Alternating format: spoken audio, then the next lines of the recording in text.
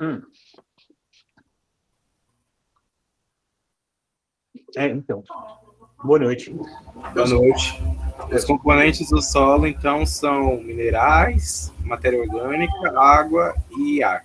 Ou seja, o solo é uma grande síntese, porque ele contém elementos da litosfera, atmosfera, hidrosfera e biosfera, certo?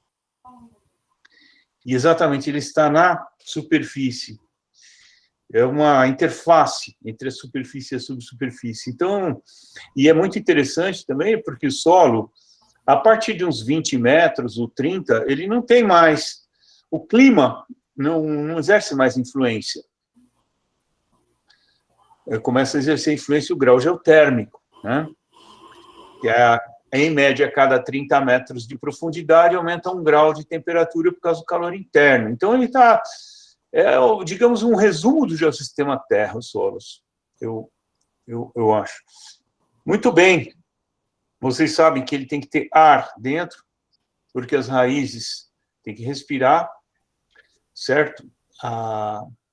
E quando o solo está muito compactado, o que se tem que fazer antes de plantar? Qual é a função do arado? É isso aí, tem que arar a terra, né? Botar ar, Botar né? ar. Botar ar, tanto para semeadura quanto para percolação de água, de ar, né? Quando ele está muito compactado, por exemplo, quando o gado anda sempre no mesmo caminho da média vertente para o fundo de vale para tomar água, aquilo vai formando, não nasce mais nada ali, né? E aí é um potencial para início de ravinamento, assim, etc., né? Ou, num exemplo mais, assim, olímpico, todo campo de futebol, a parte bem ali do goleiro, ela fica sempre sem grama, né? Porque ele fica ali pulando no mesmo lugar o tempo inteiro, compacta, aí, né?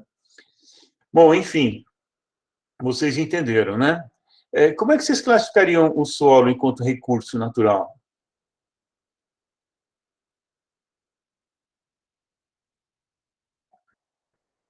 Eles têm ciclo de renovação, mas não sei se na escala do tempo humano. Não Talvez nas zonas tropicais, mas nas temperadas, provavelmente não. Isso. É aquela classificação lá que você colocou na tabela do livro, eles eram finitos para fins agrícolas, né, que são solos que demandam uma quantidade mineral e tal específica, mas para outros fins eles eram...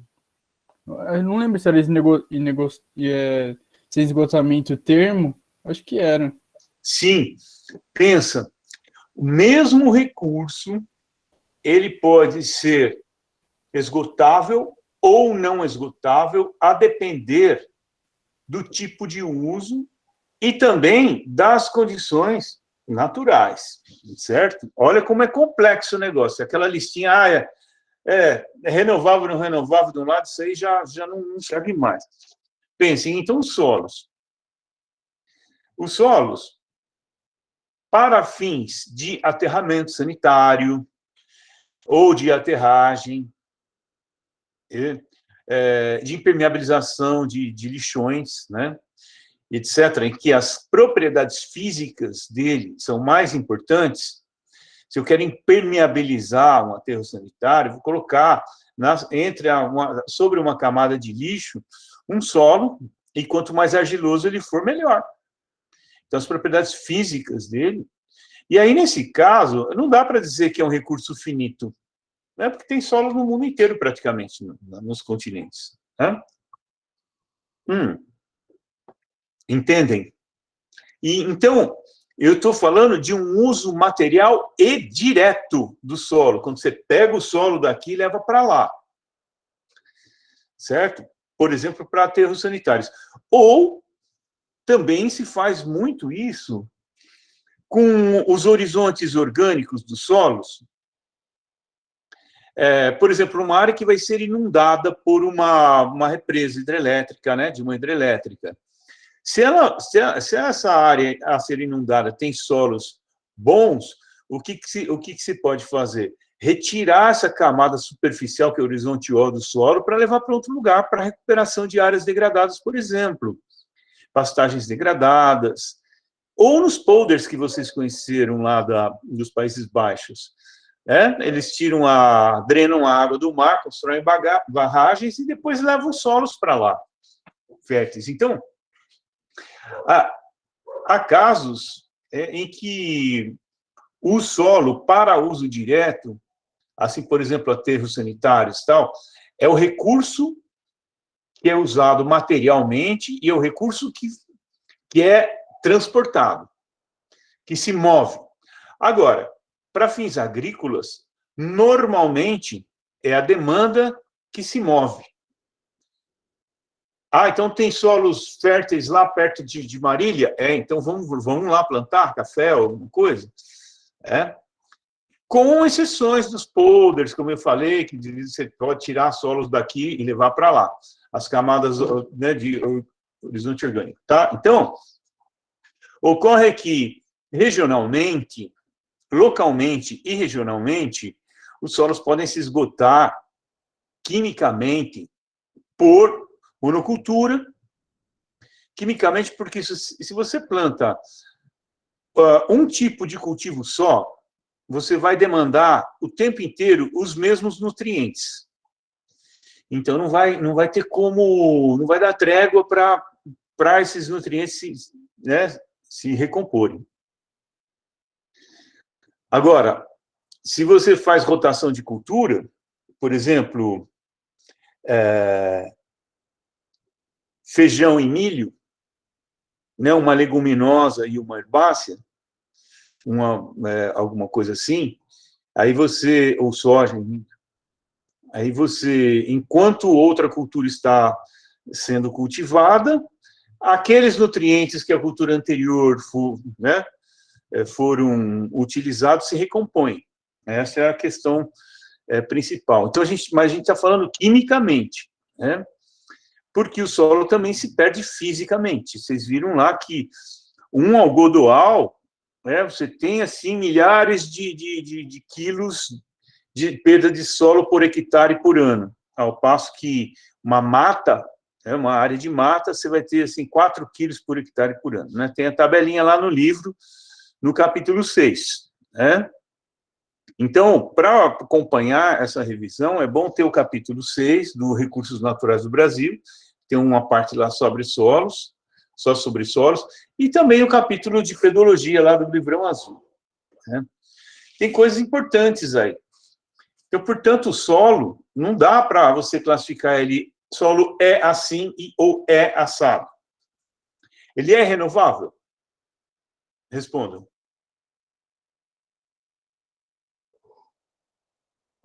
Ele é durável?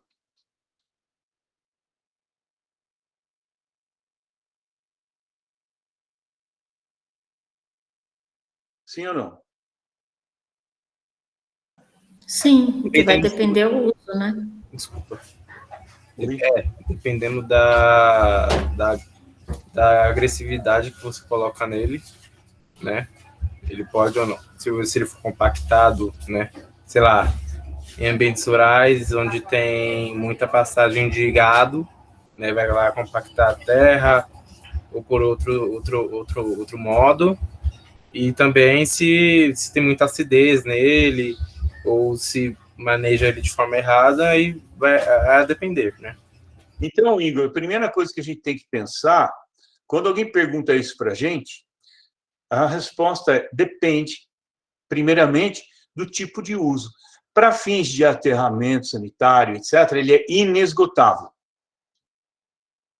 Agora, para fins agrícolas, eles podem ser esgotáveis regionalmente. Eu não creio que, em termos de escala planetária, ele se esgote, mas, assim, localmente ou regionalmente, tem uma hipótese de que a civilização maia teria desaparecido porque os solos se esgotaram. Tem uma hipótese sobre isso. Não sei se é verdade, não sou historiador, mas eu já ouvi falar. Tá? Então, primeira coisa, depende do uso. Agora, para o uso agrícola, digamos, para o uso agrícola, que é um uso indireto e material. Vejam, não pensem que uso indireto é só imaterial, né? Como o relevo para a hidrelétrica. Não estou aproveitando nada do relevo, é a forma, mas e indiretamente, ou a paisagem, é um aproveitamento material e indireto. Não pense que tudo que é aproveitado imaterialmente tem que ser indireto ou vice-versa. No caso dos solos, o uso agrícola é um aproveitamento material e indireto. Por que indireto? Porque o que eu quero não é o solo, mas é o que ele produz. É a mandioca, é o milho, certo? A mandioca, o milho, o feijão. Esses são os recursos, né, que são produzidos via solo. Então, o solo, eu diria, e aí eu compraria briga com os meus colegas da pedologia, que ele só é recurso natural de aproveitamento material e direto se ele for tirado daqui e levado para lá para corrigir terreno, para impermeabilizar aterro sanitário, essas coisas. É porque na agricultura, ninguém come solo. Ninguém vende solo. Né? Você vende, sei lá, terrenos. Mas o solo em si, enfim, o que se quer é o que o solo pode proporcionar em termos de cultivo. Tá? Vejam como é complexa essa história do solo, né? Foi dificílimo para mim onde é que eu ia encaixar os solos lá no livro de recursos naturais, porque eu bati na porta dos colegas da pedologia e eles não há um consenso assim, né? E, por outro lado, o solo para uso agrícola, ele é renovável? Mais uma vez, depende.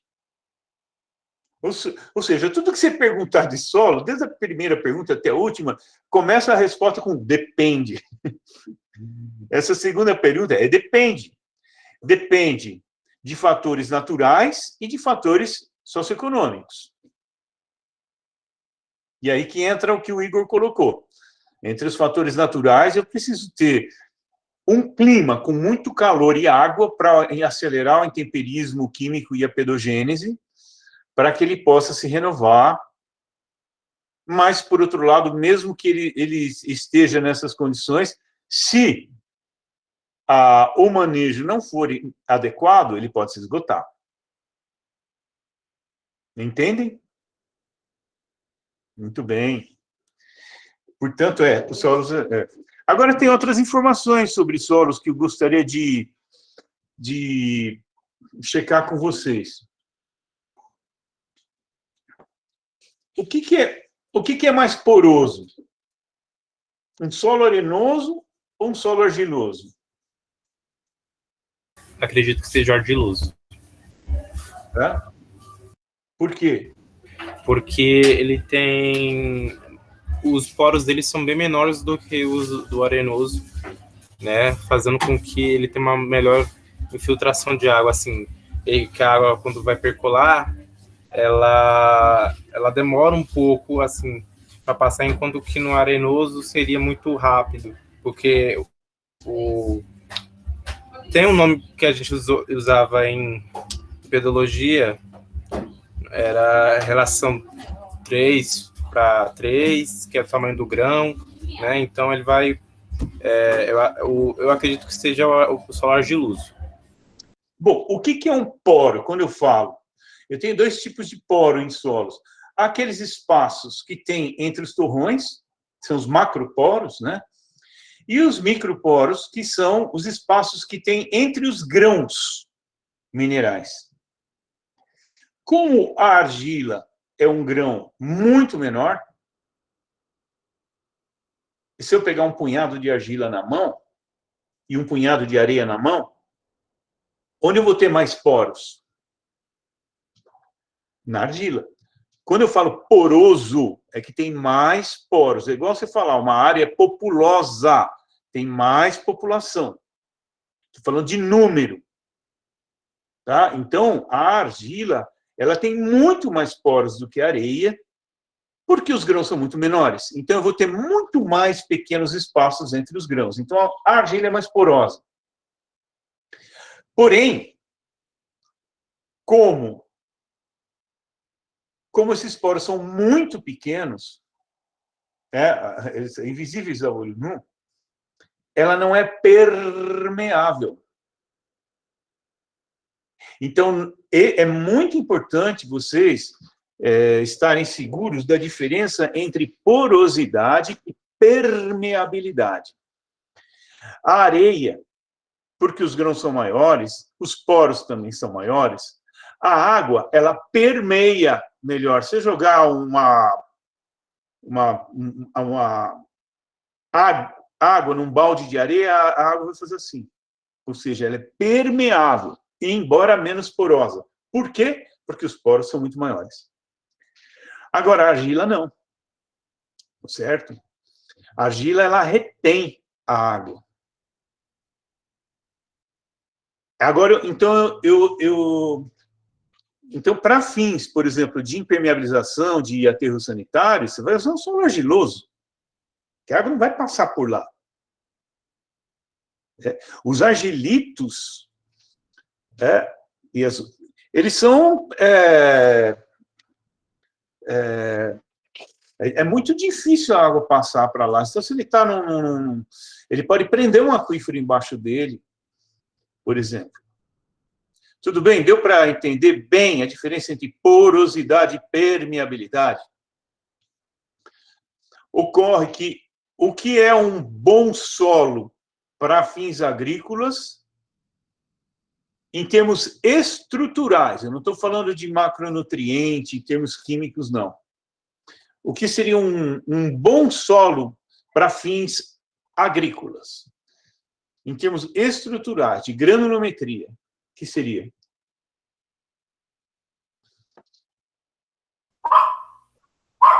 Solo permeável, né? Eu acredito, para percolar a água e o ar.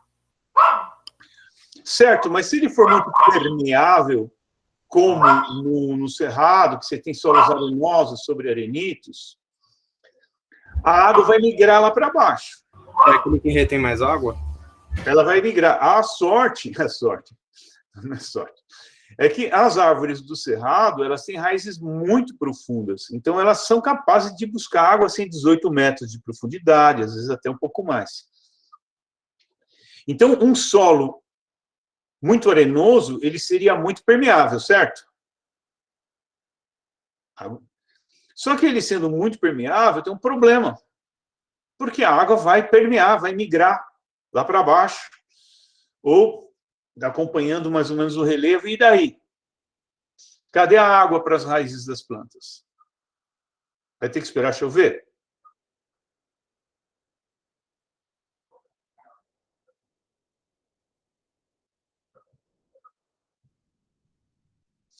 Por outro lado, se for um solo muito argiloso, essa água não vai permear, ela vai ficar retida, o que também não é bom para fins agrícolas.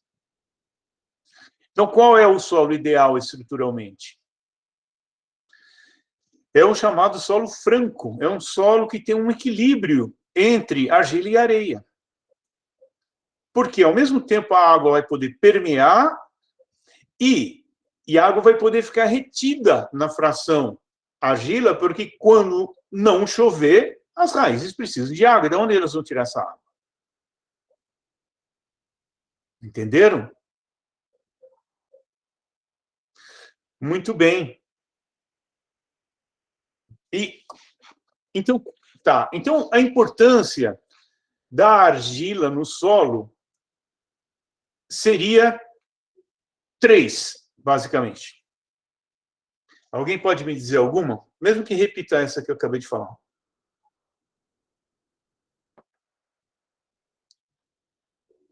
Basicamente, 3 importância.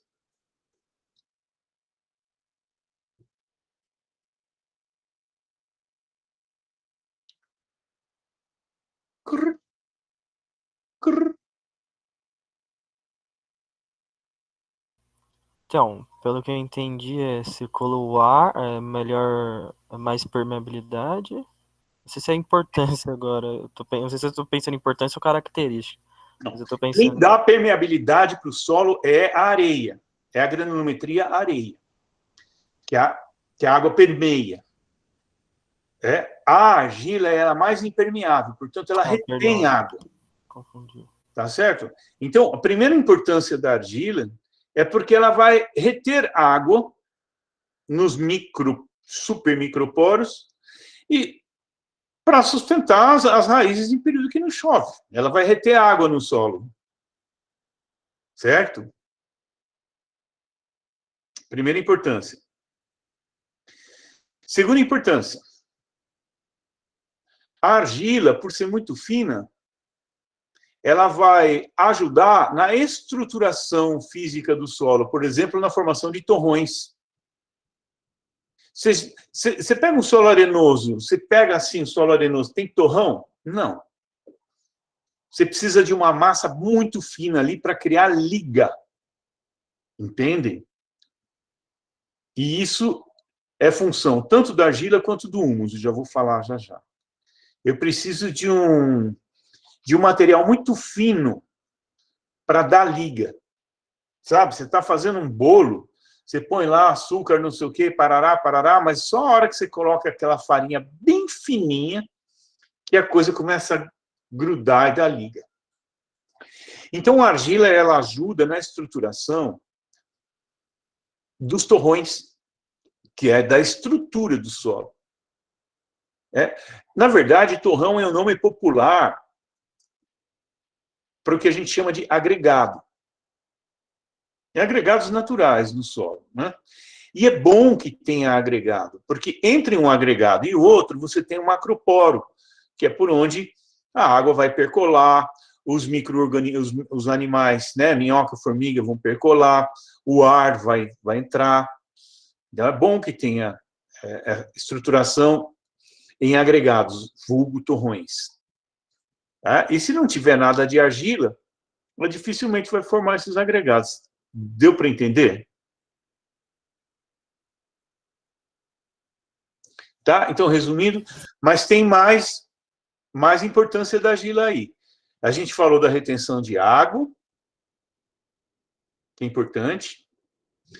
A gente falou que ela ajuda na estruturação dos torrões, dos agregados, e tem mais uma importância aí, para o uso agrícola, muito, muito importante. Eu estou falando sem ler lá, tá? A nossa revisão. Eu estou falando os conceitos principais que estão vindo na minha cabeça e dando uma checada aí com vocês.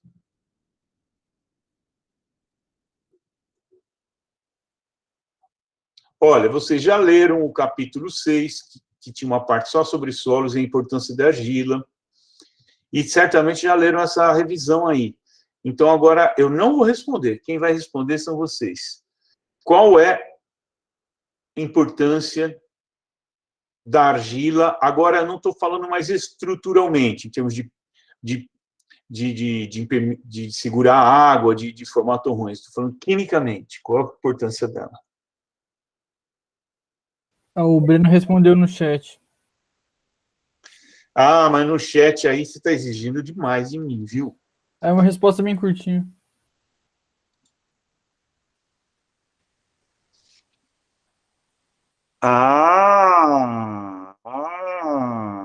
Muito bem. Breno. Está no ônibus. Desculpa, professora. Depois ele corrigiu. Gente, é exatamente isso. O grão de areia contém minerais? Sim, basicamente quartzo e outros minerais também ali, uma fração. Quando a gente fala de areia, silt, argila é a menor, depois silt, um pouquinho maior, depois areia fina, depois areia média, depois areia grossa, depois cascalho, e aí vai, até o matacão, que é aqueles blocos de rocha. A gente está falando de granulometria. Não estamos falando de composição química, porque a composição química pode variar, certo?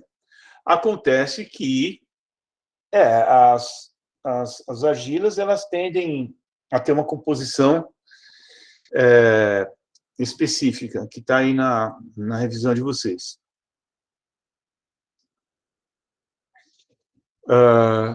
Mas é basicamente uma questão de granulometria, ou seja, os componentes químicos contidos na areia não são absorvidos pelas raízes das plantas, porque eles estão muito grandes.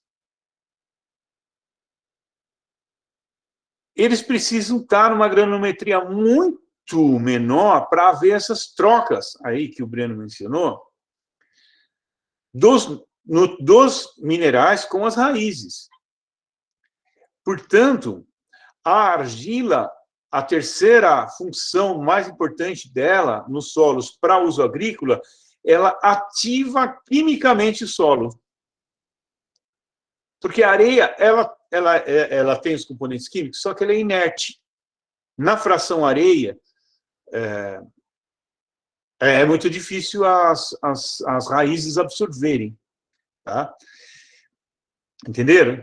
Então, a argila E depois você sabe que a argila é um recurso natural muito utilizado, vocês viram no capítulo 6, todos os usos que se dá para as argilas, na fabricação de cerâmicas, de porcelanas, de refratários, na indústria de papel, de tintas, de cosméticos, de farmacêutico, né? Os comprimidos que a gente toma, ela contém o elemento, ela armazena, né? Um comprimido, ele armazena o líquido que interessa para o seu organismo. Porque a argila tem essa propriedade de armazenar o líquido. Então, tem vários usos. A gente está falando para o uso agrícola, é importantíssimo. Então, o solo ideal é o solo que tem um equilíbrio entre a fração argila e areia, porque ele vai ter tanto permeabilidade,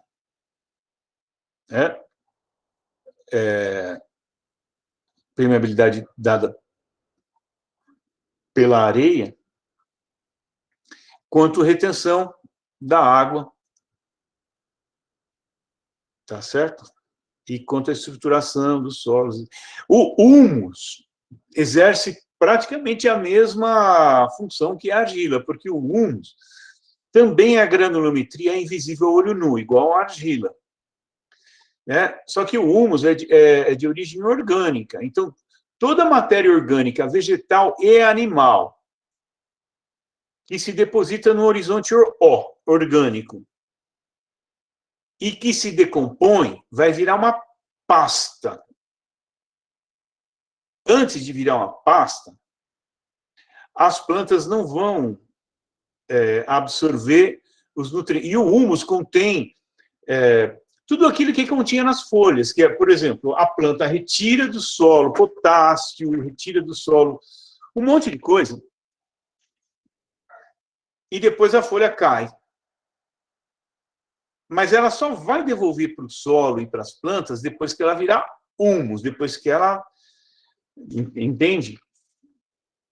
Então, por isso que é interessante fazer compostagem. Aqui em casa, eu faço um buraco cada 15 dias em algum lugar, e tudo que é orgânico, bota lá um pouquinho de terra em cima, bota lá um pouquinho de terra em cima. Aliás, quando você usa o solo para aterro, é melhor chamar de terra do que de solo. Por isso que é aterro sanitário, por exemplo. Terraplanagem, por exemplo. Tudo bem? Conhecimentos essenciais sobre o solo. Então, o que é um solo fértil?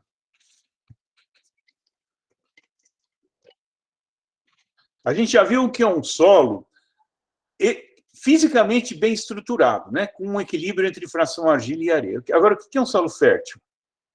É aquele que está apto a você plantar coisas, né? Porque a professora mesmo disse que não existe esse negócio de solo infértil, né? Isso daí vai depender da necessidade humana, não é isso?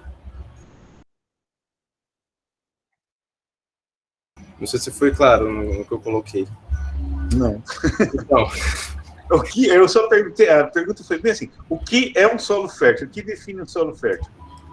é aquele que você consegue retirar alimentos dele.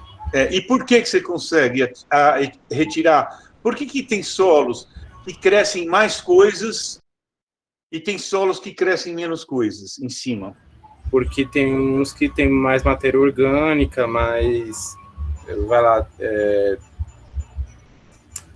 solos ferrosos, por exemplo, enquanto outros não tem. Acho que é isso. Pessoal,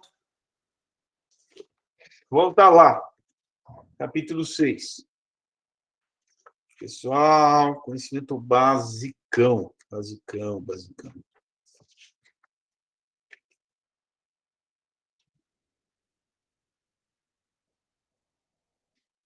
O único problema é que eu não sei onde que vai estar, peraí. Até eu achar, aqui.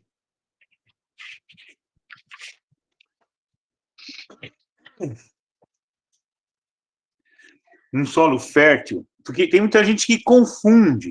Mas se o solo é bem desenvolvido em horizonte, O, A, B, C, etc., tal, lato solo, né? Lato quer dizer largo, amplo. Então, você cava lá um perfil de solo, vê ele todo organizadinho em horizontes, aquilo é um solo maduro. Não é necessariamente um solo fértil. Tá certo?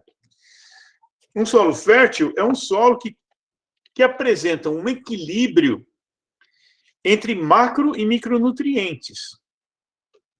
É igual os hormônios do corpo humano. Né? Você tem diversos hormônios no corpo humano. Insulina, testosterona,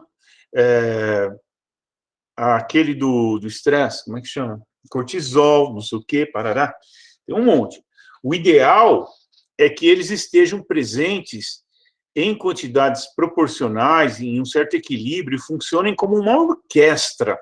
Não adianta nada você ter muito de uma coisa e faltar de outra. Entende? Então, se vocês olharem aí, no livro, para quem tem o livro, eu não sei que página que está no PDF, na página 163, está lá, macronutrientes. Por que eles são chamados macronutrientes? Porque eles são absorvidos pelas plantas em maiores quantidades. Então, por exemplo, potássio, que é o símbolo K, cálcio, Ca, magnésio, enxofre, fósforo, nitrogênio. Então, quando você vai comprar numa loja um fertilizante, eles vão dar um negócio para você que chama NPK. Nitrogênio, fósforo, potássio. Que são 3 dos macronutrientes. E os micronutrientes, que são absorvidos pelas plantas em quantidades menores, como ferro, manganês, zinco, boro, cobre, cloro, molibdênio. Então, o que é um solo fértil? É um solo que contenha quantidades proporcionais de macro e micronutrientes. Por isso que se você plantar a mesma coisa sempre ali, sem rotação, o que você está plantando vai tirar determinados macro e micro e vai ficar em déficit. O ideal é que você plante algo que tire determinados nutrientes e depois você plante algo que tire outros nutrientes, para dar tempo daqueles se recomporem. Essa é a lógica da rotação de culturas, tá ok? Isso é um solo fértil. Agora, se ele não tem determinados nutrientes, há várias formas, né, de repor esses nutrientes. A mais fácil, mas a mais cara é com agroquímico. Falta nitrogênio, aí se coloca fertilizante nitrogenado. Ou você planta aí uns tubérculos aí que ajudam a fixar o nitrogênio, porque o nitrogênio está na atmosfera. Para ele passar do solo para a planta, tem um ciclo do nitrogênio. Isso ocorre naturalmente, mas ocorre num ritmo insuficiente para atender às demandas da agricultura mundial. Então, o que se faz? se fabricam fertilizantes nitrogenados para facilitar a fixação do nitrogênio pelas raízes. Ou seja, o nitrogênio, embora seja naturalmente reciclável, ele é também reprodutível. Inclusive, a humanidade fixa mais nitrogênio hoje do que a natureza. Tudo bem, gente? Agora, por que no Brasil a tendência dos solos é serem ácidos? Por conta da pluviosidade, maior pluviosidade. Por causa da? É maior pluviosidade, quantidade de chuvas. E o que a chuva ocasiona no solo? Se chove muito, causa acidez no solo. Acaba? Causa acidez no solo. É a lixiviação? Isso. A lixiviação, que é a lavagem, né, da água que percola no solo, ela vai levar os componentes básicos. O cálcio, o potássio,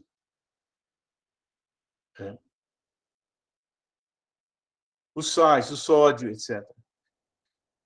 E se você tem um perfil de solo em que as bases são dissolvidas e levadas, né, lixiviadas, vai sobrar o quê? Os ácidos, que não são solúveis da mesma forma, como o ferro, o alumínio. Vocês viram a aula do Aziz? Ah, não. Foi para a turma de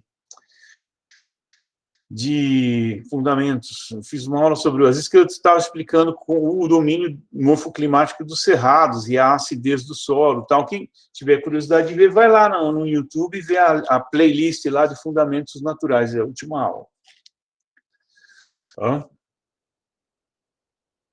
Então, vai sobrando os elementos ácidos. E é por isso que, no Brasil, o que a gente ouve falar? Precisa colocar cal para corrigir o solo. Para corrigir o pH do solo, né? Ou seja, tem que jogar lá elementos básicos de novo para o pH se reequilibrar, né? pH 7. Abaixo de 7, ácido. Acima de 7, alcalino, ou básico. Tá bom? E aí, se as bases são levadas embora, tem que colocar lá. Então, não é qualquer lugar que se coloca. No Rio Grande do Sul, por exemplo, já é menos comum, né? E essa acidez.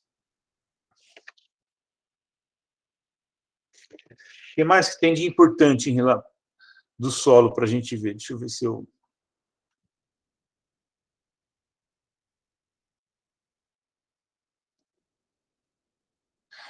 É interessante essa revisão. Tem várias formas de cultivo mais sustentáveis, né, de plantio em plantio direto, né, que você deixa a palha da cultura anterior lá. Ao deixar a palha da cultura anterior, você protege o solo da erosão, você mantém a umidade, o solo não resseca muito. E, olha, quem quiser, volta lá. Eu ainda vou escrever um negócio.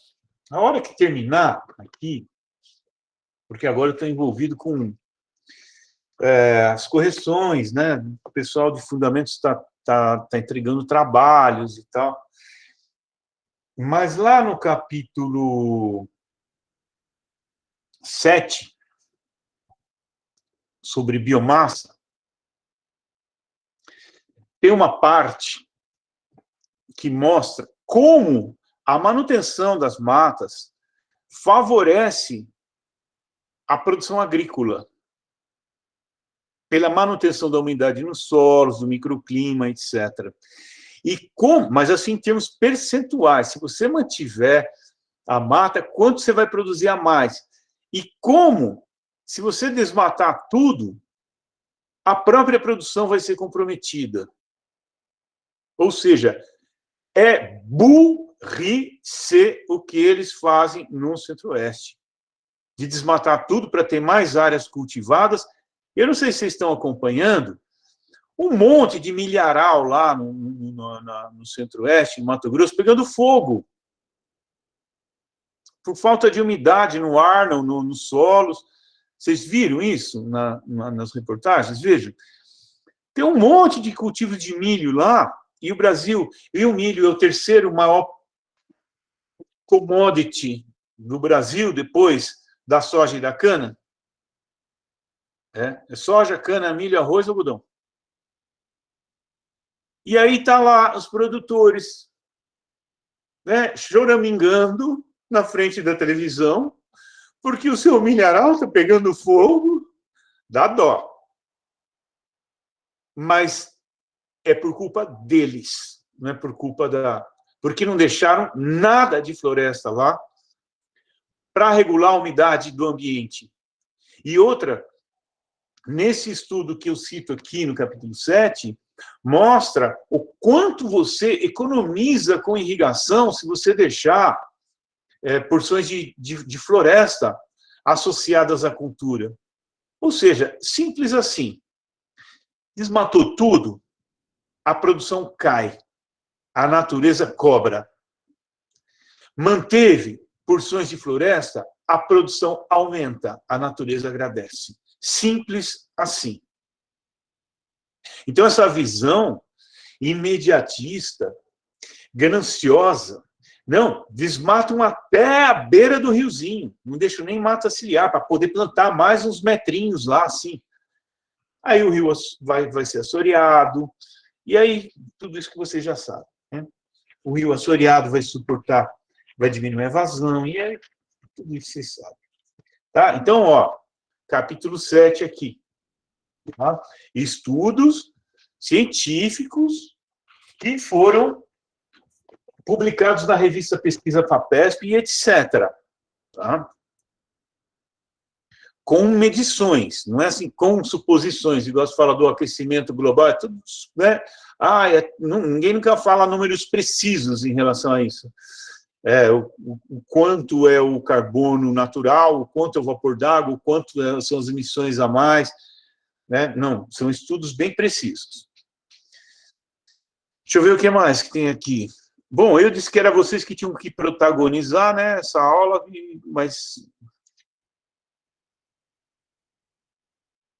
Tá, então, perguntar para vocês. Como é que, para fins agrícolas, como é que se protege o solo estruturalmente e quimicamente? Como é que se conserva o solo? Porque o solo é renovável e ele pode ser indefinidamente renovável, ou seja, é um recurso natural durável a depender de como se usa. A forma como se usa e as possibilidades também de correção do solo podem fazer com que fique ali milênios usando aquela área lá para cultivo, né? Então, a renovabilidade está tanto nas características naturais como no manejo. Isso é uma abordagem essencialmente geográfica. Pergunta: como é que se promove a conservação física dos solos e como é que se promove a conservação química dos solos? Principalmente com matéria orgânica, porque a matéria orgânica ela vai dar maior capacidade estrutural para os solos, ao mesmo tempo que ela repõe as capacidades químicas dele. Essa é uma forma, Guilherme. Então, você tem aí, né, a agricultura orgânica que fertiliza o solo sem agroquímicos, né? Vocês viram aí.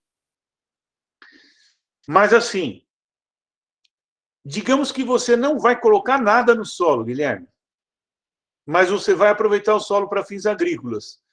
O que você tem que fazer para conservar a estrutura química do solo, a composição química equilibrada do solo?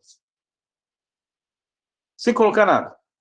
Claro que se precisar colocar, é melhor que seja agricultura orgânica e tal, mesmo porque, vocês viram, o Brasil importa ainda 60% de todos os agroquímicos que a gente usa, né? Então, quando falam que o agronegócio não sei quantos por cento das exportações, 20 a 40, se a gente colocar na conta o que o agronegócio tem que importar de agroquímico, aí a conta não é bem assim, né? Mas, e aí? Digamos, eu não vou colocar nada no solo, Guilherme, eu vou cultivar coisas ali. Como é que eu faço para manter a estrutura química do solo, a composição química? Sobre a produção de agroquímico, eles encontraram uma nova reserva de sais de potássio lá na Amazônia. Estão verificando possibilidades de exploração, mas parece que vai ser uma reserva de bom proveito.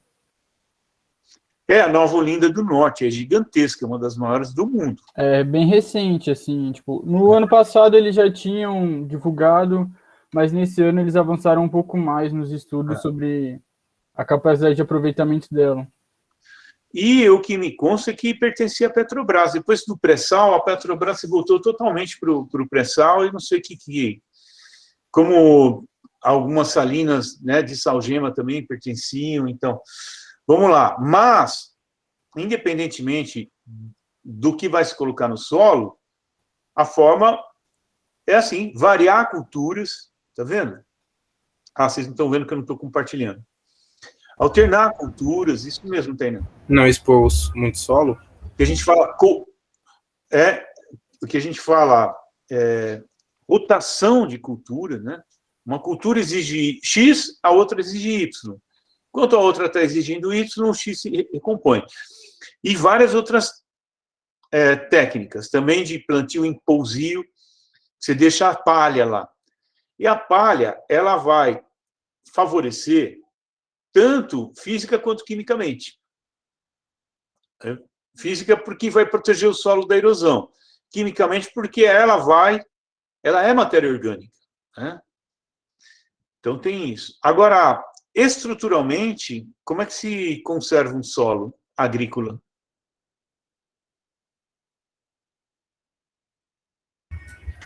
Você não expor muito ele, tipo, descampar, tirar muita, sei lá, se houver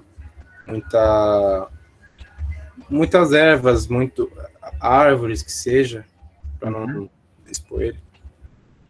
Tem culturas que não tem jeito, né? Tipo algodão herbáceo.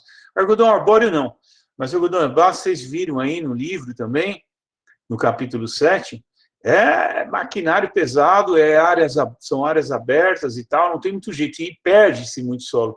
Mas, assim, tradicionalmente, se você tem áreas com declives ou leves declives, você tem que plantar em curva de nível, né? Para reter, para o escoamento na vertente, reter, né? E se a vertente for muito íngreme, aí você tem que plantar em terraços, tem que fazer terraceamento, para o solo não ir embora. Então, quando a gente fala em conservação estrutural do solo, é para o solo não ir embora pela erosão. Quando a gente fala em conservação química do solo, é manter a composição química dos macro e micronutrientes, com rotação de cultura, etc., pousio e hoje se faz fertirrigação nos canaviais. Vocês viram também no capítulo 7. Aquelas tortas. O próprio Vinhoto, que era o vilão, sempre foi o vilão, né, dos canaviais, ele já é usado para fertirrigar, ou seja, ele, ao mesmo tempo que fertiliza, devolve para o solo potássio, etc., ele, como é muito úmido também, diminui muito a necessidade de irrigação nas culturas. Tá? Então, pensem sempre, quando vocês estiverem pensando solo para fins agrícolas, pensem sempre na conservação estrutural e química. Tá bom?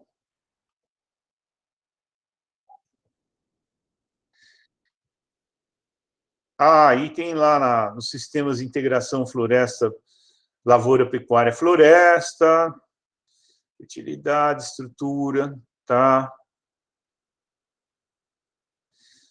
Como é que se estuda solo? Vocês já fizeram pedologia, né? Então, uma análise morfológica do solo começa com a identificação dos horizontes, depois a cor, depois a textura, depois a estrutura, depois a porosidade, depois a consistência. Então, são atributos ou variáveis analíticas da análise morfológica dos solos e que tem que ser nessa sequência mesmo, né? Nessa sequência que é dada. Porque se você começa com análise de consistência do solo, que é o número 6, você não tem mais como avaliar a estrutura, que são os torrões. Então, tem que ser nessa sequência mesmo. Águas subterrâneas. Beleza. O que é água mineral?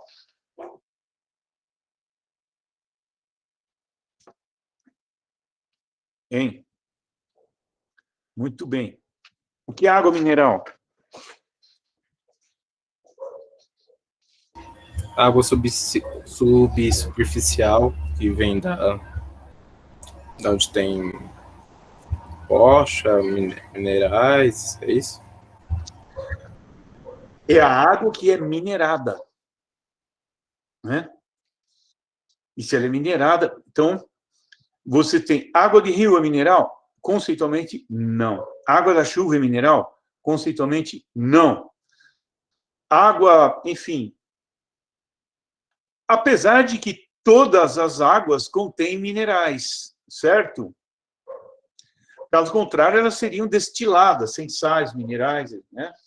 Todas contêm, mas conceitualmente e legalmente, a água mineral é aquela que evaporou dos rios e oceanos, sei lá, sem sais, porque os sais vão ficando, precipitou, infiltrou nos solos e nas rochas, ao infiltrar nos solos e nas rochas, readquiriu, dissolveu e readquiriu sais minerais, e o seu aproveitamento é feito com licença de lavra, igual um outro bem mineral. Aliás, o Ricardo Hirata, que é um colega meu, nossa, é o maior expert em águas subterrâneas. Ele deu uma lida aí na parte do capítulo 8, que fala sobre recursos hídricos subsuperficiais. Tem citações dele ali. Ele é sabe, é o cara para águas subterrâneas. Ele diz que a água é o recurso mais explorado do subsolo brasileiro.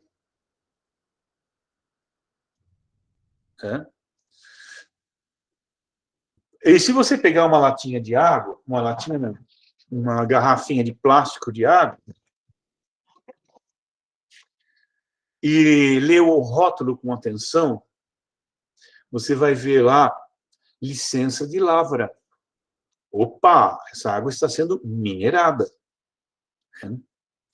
E você vai ver também a composição química dessa água, que vai depender do lugar onde ela infiltrou.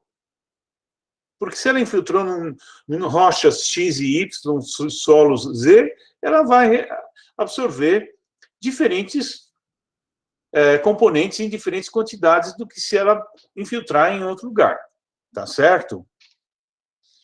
Então, por isso que as garrafinhas de água, elas têm que trazer, além da licença de lavra, a composição que ela adquiriu naquela fonte, de onde ela foi retirada. Se for outra fonte, a composição vai ser diferente. Claro que tem a água dessalinizada, né, que vocês viram lá também no capítulo 8. Uns países eles conseguem tirar todos os sais da água do mar. Não dá para falar, eu quero esses e deixar esses. Não dá. Ou tira tudo ou não tira.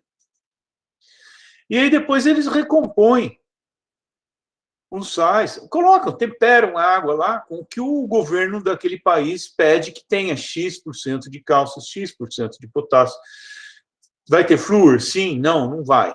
tendência é que não tenha mais flúor na água. Vai ter cloro? Sim, não vai. Então, para a água ficar própria para o consumo humano de novo, porque a água que cai da chuva e vai para as cisternas quebra um galho, mas ela não é boa para consumo humano. Para beber, ela é boa para cozinhar, para várias coisas. Ela não é muito boa para consumo humano. Fala, Luan. Professor, tem aquela questão do iodo que se colocam no sal, né, para evitar uma doença lá que dá no papo. É viável colocar o iodo na água? E também por que estão querendo tirar o flúor? Eu já vi uns debates falando que ele faz mal para o dente, outros falam que faz bem, mas assim, eu nunca me aprofundei. Olha, tudo depende de estudos de longo prazo e as quantidades que são colocadas, porque na minha época de escola, a água era super fluorada. Por quê? Previne cáries. Mas a longo prazo, ela ferra com seus dentes. Então, tem países, lá no Oriente Médio, no Iraque, que vocês pensam assim, isso não é referência para nós, né? É proibido colocar flúor. Eu conheci na universidade lá um dentista. Ele estava falando da qualidade da água, tal, não sei o quê. Eu falei, não, aqui é proibido colocar. Por quê? Já há estudos que, a longo prazo, causam mais danos do que benefícios, entendeu, Luan? Com iodo, eu nunca vi nenhum estudo, mas qualquer coisa que você for colocar na água, tanto as quantidades quanto os efeitos a longo prazo têm que ser estudados, porque senão pode dar merda, desculpa, lá na frente. Tá?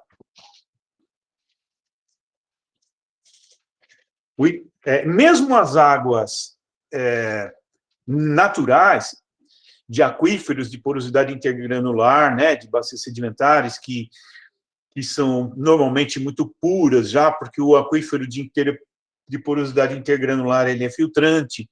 Então, mesmo assim, às vezes elas contêm algo, elas são muito sulfurosas lá, que tem que ser corrigido. Para o benefício da saúde humana.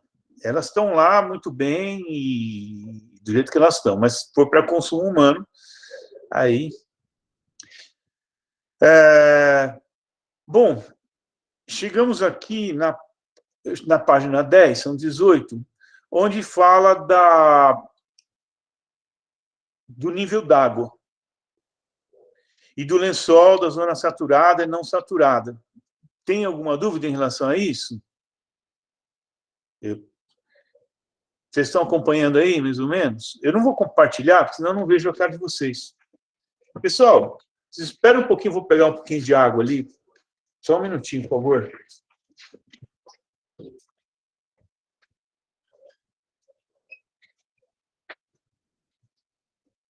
Vamos aproveitar o banheiro também.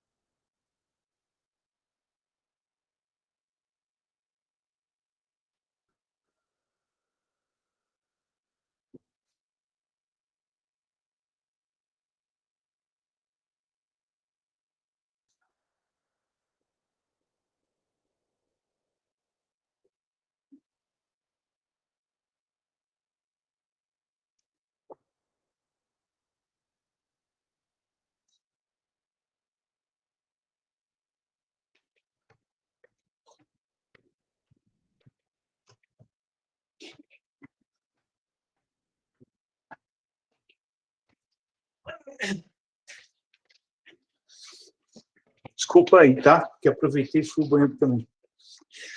Então, só voltando um pouquinho à questão que o Luan colocou. Durante muitos anos, nos anos 70, e acho que também nos 80, o flúor, ele evitou, sim, muitas cáries nas crianças, né? Da minha geração. Depois parece que houve estudos posteriores que mostraram que isso aí não é bom com o tempo, não. É a mesma coisa que eu diria em relação às sementes geneticamente modificadas. É bom? Agora, ou elas são resistentes a pragas, elas aumentam a produtividade, etc, etc. Mas, fora o fato de elas serem híbridas, ou seja, não dá para você produzi-las, então o produtor ele acaba ficando dependente da compra, né, dessas sementes, ainda... O que vai acontecer para a saúde humana daqui a algumas décadas, para o ambiente e tal, né? Não sei. Vamos lá. Então, o que marca a zona saturada da zona não saturada? Qual é a linha tracejada? Ali, normalmente, nos desenhos, ela vem tracejada, que marca... O que é uma zona saturada? Falando de água subsuperficial. É aquela que tem muito acúmulo de água? Só água nos poros, não tem mais ar. Está saturada. E a zona não saturada? Tem água e ar, certo? Nos poros. E o que marca a divisão da zona não saturada para a zona saturada?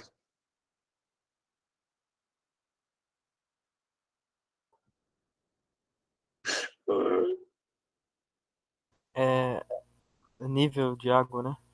O nível d'água ou o nível do lençol.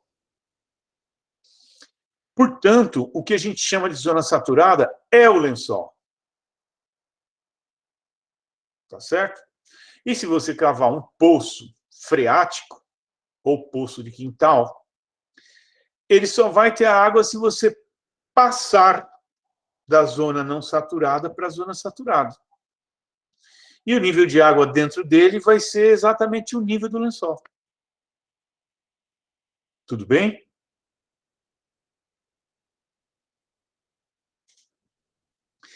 E qual a diferença entre um... e o nível do lençol, ele migra verticalmente e horizontalmente, meio que acompanhando assim o relevo, né? Portanto, nas vertentes mais íngremes, ele tem menos água, no fundo de vale tem mais água, natural. Ele alimenta o rio, além das águas meteóricas, atmosféricas, mas se o leito do rio estiver abaixo do nível do lençol, é o rio que começa a alimentar o lençol e aí uma hora ele seca. São os rios intermitentes, né? Tudo isso vocês viram ali.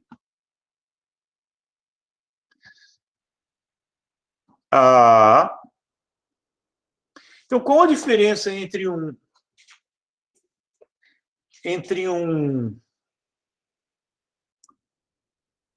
lençol e um aquífero?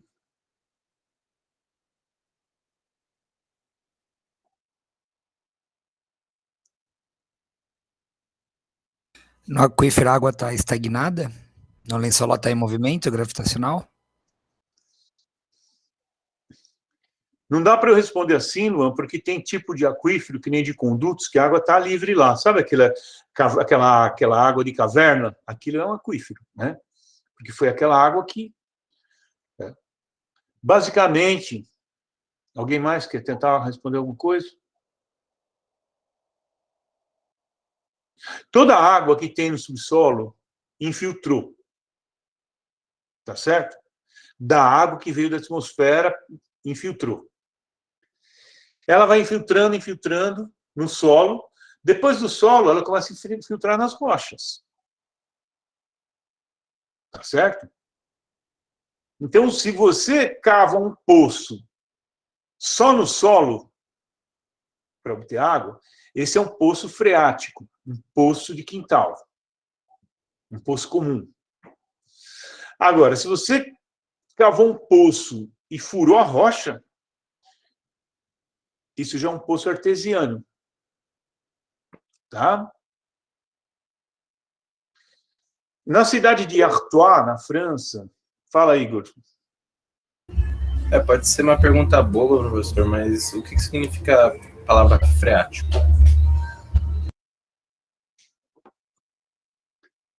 A etimologia do termo? Freático? Não sei. Precisa ver um dicionário etimológico. Eu tenho um aqui, ó. Dicionário etimológico. A origem das palavras é a etimologia, né? Vamos ver.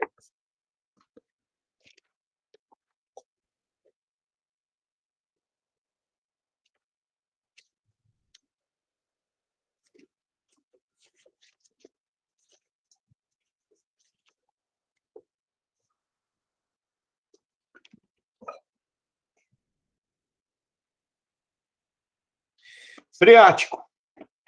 Disse de lençol d'água. Possivelmente do francês, phréatique, e esse do grego, phréas, que quer dizer poço, cisterna. Muito bem. Eu adoro esse dicionário aqui. Bom, então, retomando. Você tem a água do lençol freático que está no solo e a água dos aquíferos que está na rocha. Se você perfurar um poço só no solo, vai ser um poço freático. Mas, segundo o Ricardo Hirata, meu colega expert, ele diz que também pode chamar de aquífero livre. A água que está no solo, que vai para lá, para cá, etc.,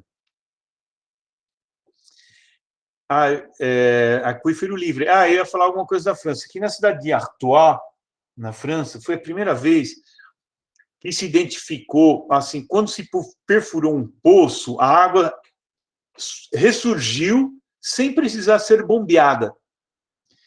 Então, na origem, quando você fala poço artesiano, vem da cidade de Artois, e na geologia tem muito disso, né? Caolin vem de uma montanha lá na China que tinha argila branca, por isso que eles são muito bons em porcelana. Relevo kárstico vem da cidade de Karst, na Áustria, onde se descobriu arenito Botucatu, de Botucatu, enfim. Tem muita coisa assim na geologia. E eu estou falando de geologia por quê? Porque aquífero é uma rocha, não é a água.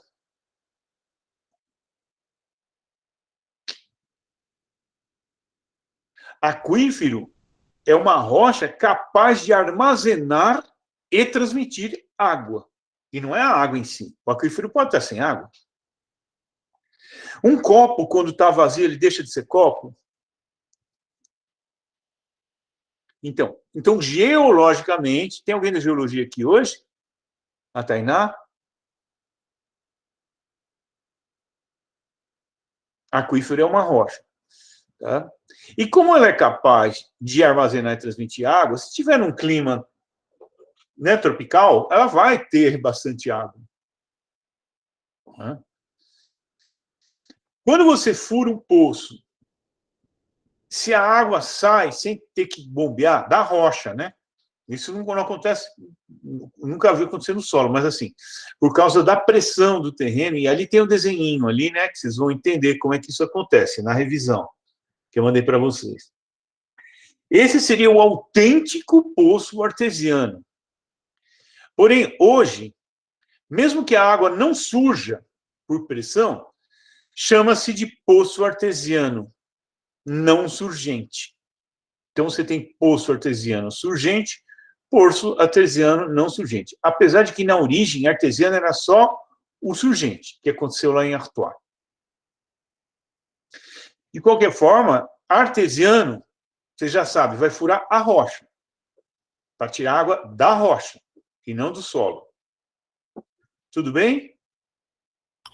Eu não entendi o que você colocou. Eu acho que tem a ver com isso que você falou agora, de surgente. Justamente essa ideia de transmitir a água, aí você colocou no texto, né? Geolicamente, aquíferos são rochas capazes de armazenar e transmitir água. E não a água em si, entre parênteses. Eu não entendi essa ideia. Não ficou muito claro para mim.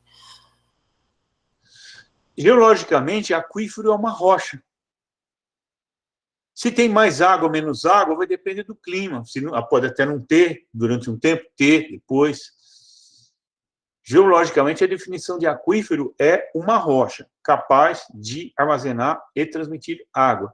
Cadê o pessoal da geologia aí para não me deixar mentir sozinho? Ô, Tainá! Então, mas eu não entendi o transmitir. Como assim transmitir? Ah, por quê? É por causa do surgente é que você falou? Da Transmitir, pressão? a água, ela não, a água, um bom aquífero é aquele que armazena e a água migra por ali também. Né? Por exemplo, tem 3 tipos de aquífero. O melhor é o aquífero sedimentar, de rochas sedimentares areníticas, porque entre um grão de areia e um grão de areia tem um poro, entre um grão de areia e um grão de areia tem um poro. Como essa rocha corre em camadas, é como se fosse uma grande esponja sólida, em que a água permeia. Esse é o fato de transmitir a água. A água infiltra e se espalha lá.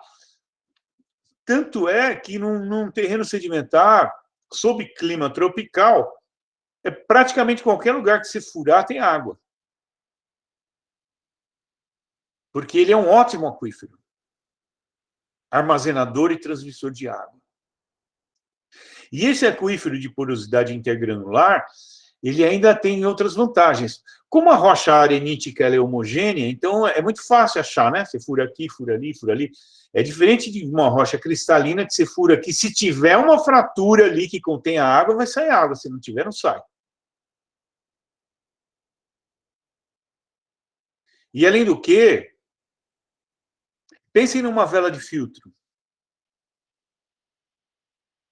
Ela permeia a água, né? A água transpassa de um lado para o outro e filtra. Então, a rocha sedimentar, ela é quase como uma vela de filtro. Ela tem um efeito filtrante. Por isso que as águas de aquífero sedimentar, elas têm já naturalmente uma alta qualidade. Pode ser que tenham muito disso, muito daquilo, tem que corrigir, mas naturalmente já. Você é da geologia, Luan? Não? Alguém é da geologia aí? Bom, eu falei do aquífero de porosidade intergranular, que é o mais importante. Tá certo. É o mais importante. Os maiores do mundo estão aqui, que o primeiro maior de todos é o aquífero Guarani. Alter do Chão. Ah. Alter do Chão tem o dobro de água do Guarani. É o maior em volume, né? Que tem a questão da extensão. Dá para abastecer a humanidade por 350 anos. A humanidade toda. Só o Alter do Chão. 86 mil quilômetros cúbicos de água. Desculpa, aí no texto saiu quadrado, imagina. Está errado. Pensa assim, ó, 1 quilômetro de altura, 1 quilômetro para lá, 1 quilômetro para lá, 1 quilômetro para lá, ou seja, 1 quilômetro cúbico, cheio de água. Um cubo de 1 quilômetro de água, cheio de água. Imagina 86 mil desses cubos. Quais os outros 2 principais tipos de aquífero, além do porosidade intergranular?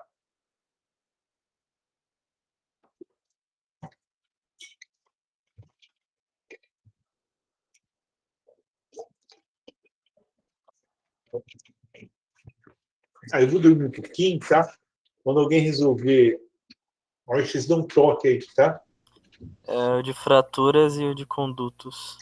Muito bem, muito bem. Como funciona o de fratura? Em que ambiente ele está?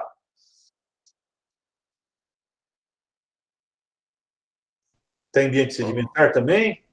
É de rochas cristalinas. Isso. As rochas cristalinas, elas não têm a porosidade que o arenito tem. Elas têm porosidade em fraturas. Por isso que chama-se aquífero de fraturas. Que a esquenta esfria, forma fratura, a água vai penetrando. Ao penetrar, ela vai intemperizando e essa fratura vai aumentando de tamanho. Então, é mais difícil encontrar água em aquífero de fratura. Por isso que aqui na região metropolitana, como nós estamos, eu digo assim, na parte leste do estado, que é predominantemente planaltos e serras do Atlântico do Leste e Sudeste, ou seja, orogênico, cristalino, a gente aproveita mais água represada. Porque o relevo sendo dessecado, é mais fácil represar. E a rocha sendo cristalina, ela não é um bom aquífero quanto a rocha sedimentar do interior do estado.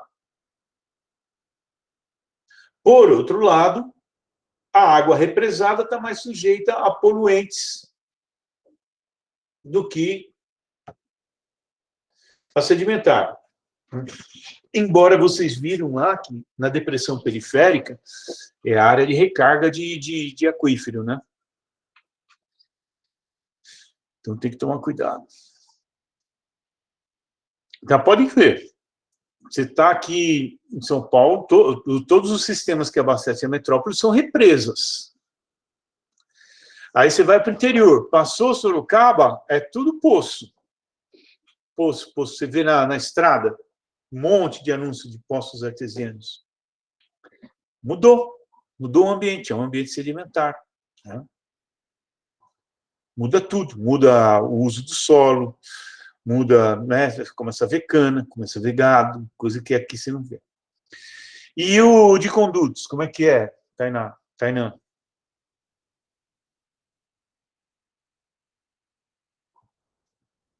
O ambiente? Como ele funciona? Em que ambiente ele está e como ele funciona? São ambientes kársticos, né? Mas eu acredito que é através de, são cavernas, coisa assim.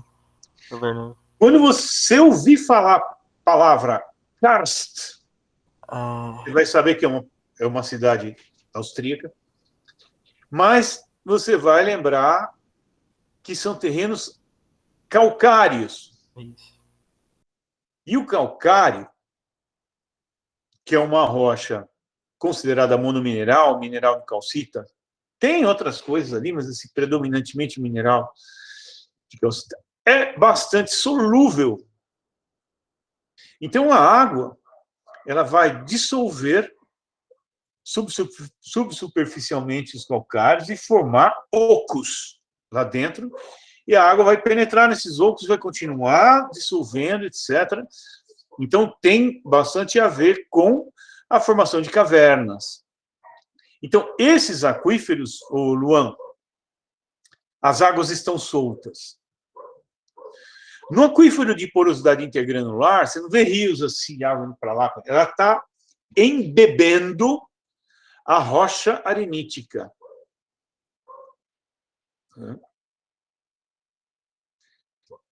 E se você tira a água lá, pode haver, sim, muita exploração, pode haver, sim, subsidência, como tem muito em alguns lugares, principalmente na Cidade do México. Agora, no de aquífero de condutos, aí é complicado. Porque o terreno, para ter subsidência, é muito mais fácil. Porque é um oco. Às vezes é a água que tem dentro desse oco que está segurando ali. Você tira a água, igual aconteceu em Cajamar. Tá certo? Então, aqui na página 14 tem... muitos aquíferos sedimentares. Nossa, o que tem de água no estado de São Paulo, tanto superficial quanto subsuperficial, é impressionante. A formação desses ocos é pela carbonatação, né, do calcário. Tem a ver? Oi? É que eu lembro de ter estudado isso em geomorfologia, ele fala que esses terrenos kársticos ocorre a carbonatação relacionada. Eu não lembro, é por conta disso, aí forma esse oco, né? Eles são solúveis. E aí tem o seguinte também, tem uma coisa que é importante falar, que eles não têm filtro filtrante. Então, é muito fácil entrar carga de poluente ali, porque a água está livre.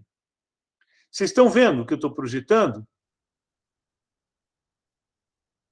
Sim. Olha quantos aquíferos tem sedimentares aqui, porque isso aqui é bacia sedimentar, e aquíferos de fratura, porque aqui a gente está na parte cristalina do estado. Né? Olha quantos aquíferos.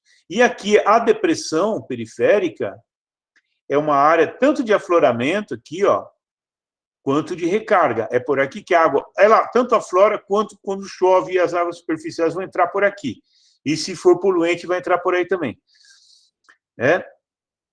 Agora, a qualidade das águas do estado de São Paulo. Veja como a qualidade ela é mais alta aqui na parte sedimentar, por causa do efeito filtrante. Estão vendo? Ou não? Sim, professor. A gente tá fazendo com a cabeça, a gente esquece que você não olha. Aqui tem o poço artesiano surgente, poço artesiano não surgente, aquífero de fraturas. Essa foto não está boa, mas eu já substituí no livro, no capítulo 8, sobre recursos hídricos, ela já foi substituída. Aqui de condutos, aqui o buraco de Cajamar, que eu já mencionei. Olha aqui o aquífero de conduto. Toda a caverna tem água dentro. Que é essa água que ajudou a formar a caverna. O que mais que tem? Olha só o que o Ricardo Irata... Eu sou fã do Ricardo Irata. A água subterrânea é o recurso mais extraído do subsolo brasileiro. Total de água bombeada pelos mais de 2.500.000 poços tubulares supera 17.580 milhões de metros cúbicos por ano, ou 557 metros cúbicos por segundo. Ou seja, um volume suficiente para abastecer a cada ano a população atual brasileira, ou 10 regiões metropolitanas de São Paulo. A região metropolitana de São Paulo tem 10% da população, mais ou menos. Né? Olha só a informação que ele nos dá.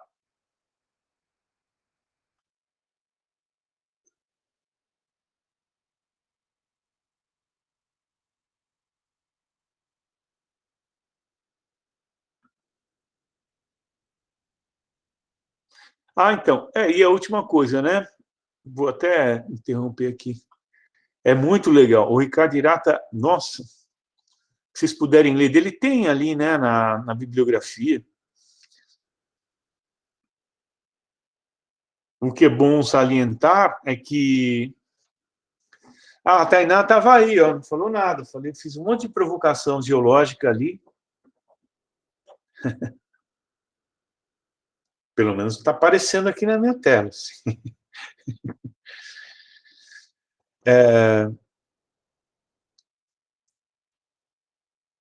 Antigamente, né, quando a gente estava na escola, a gente falava, é água suja das rochas, né? Parecia assim que as rochas brotavam água, aparecia água lá né, e nascia. Tanto é que chamava de nascente. E isso dava para a gente uma visão equivocada, né? Porque toda a água que tem no subsolo veio da atmosfera e da superfície, por infiltração. Né? Recarga de aquíferos, infiltração nos solos, nas rochas, etc. Né?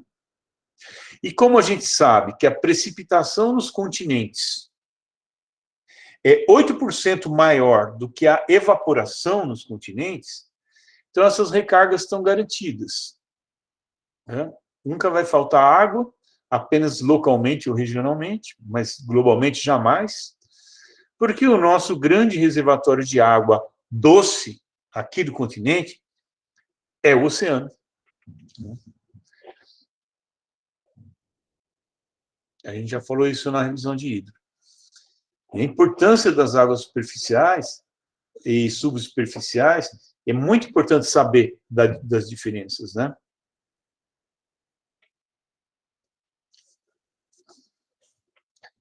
Perguntas?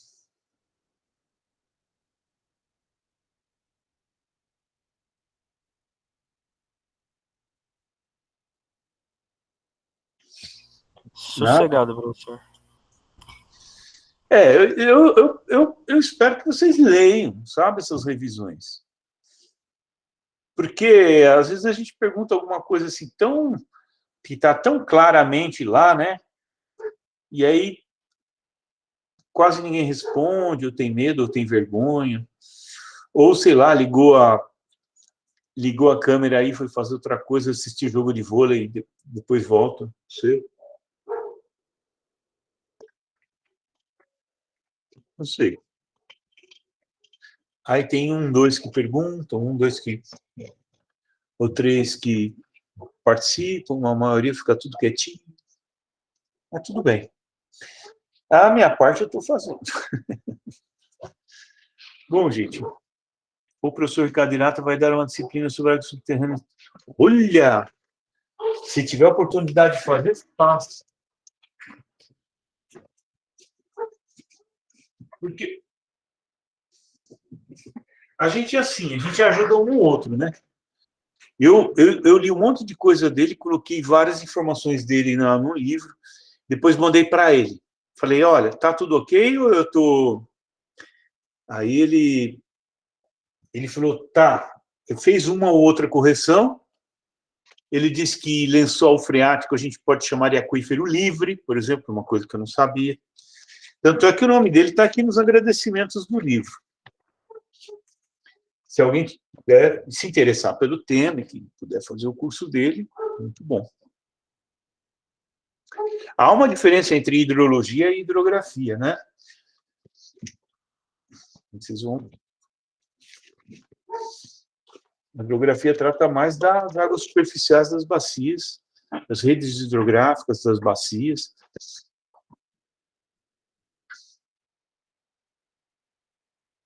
A geografia estuda hidrografia, né?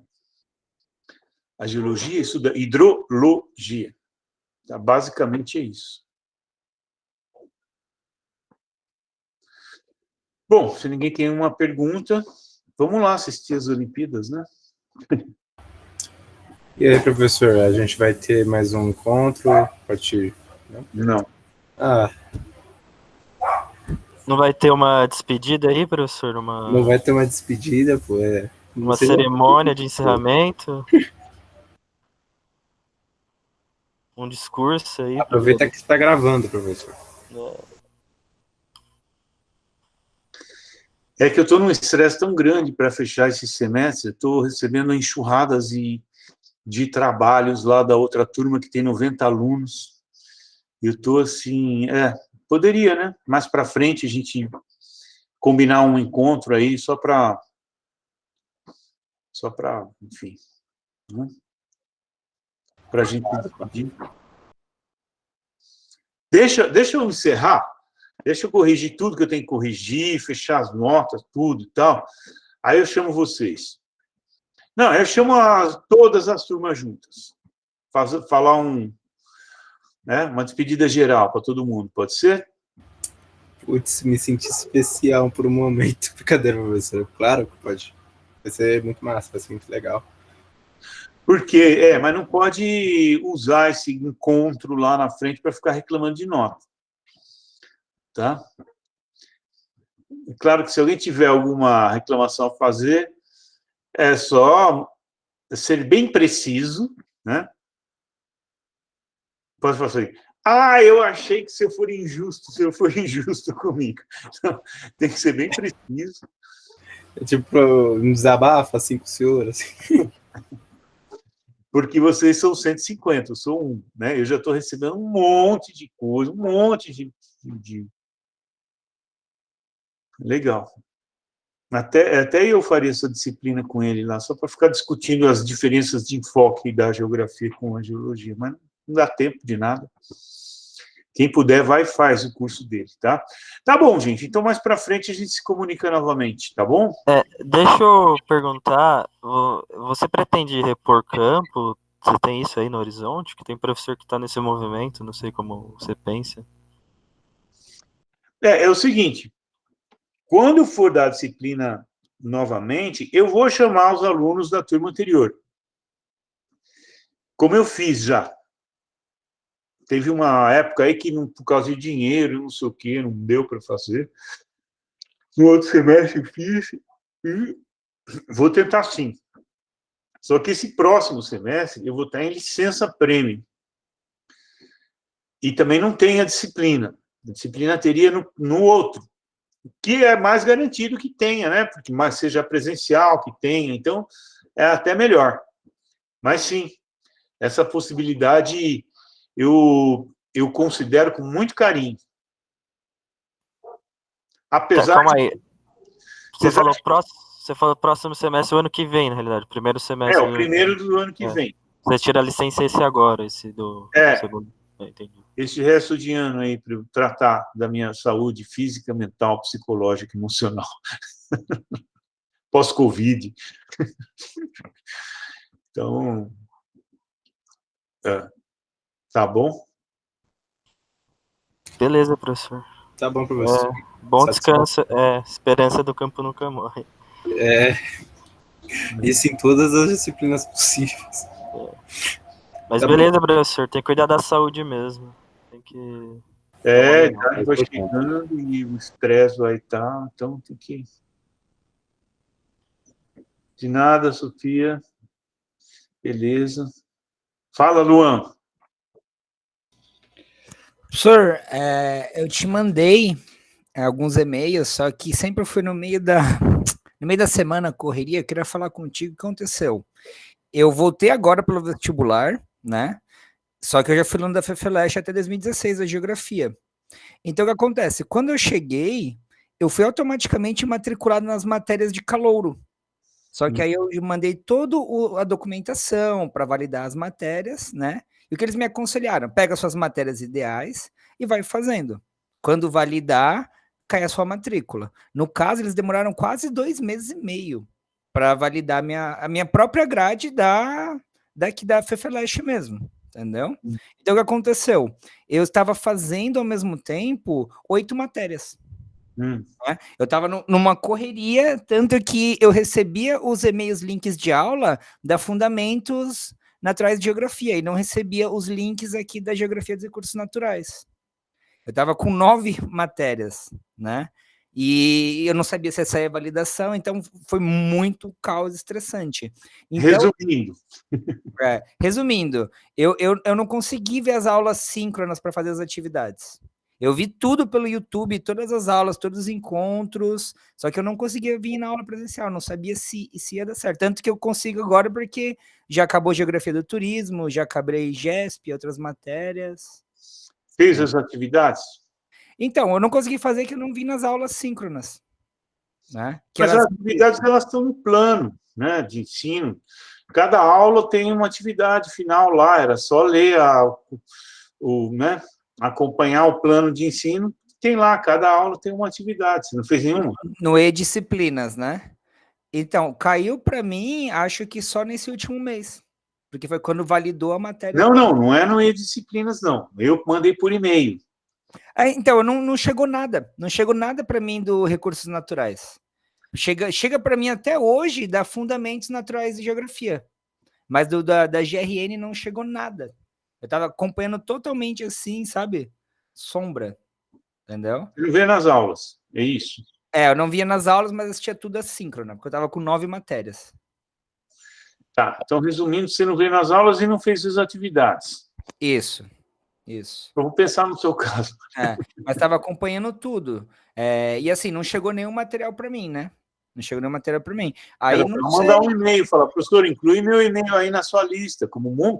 A gente teve 8 chamadas de alunos que foram entrando ao longo do semestre pelo SISU. 8.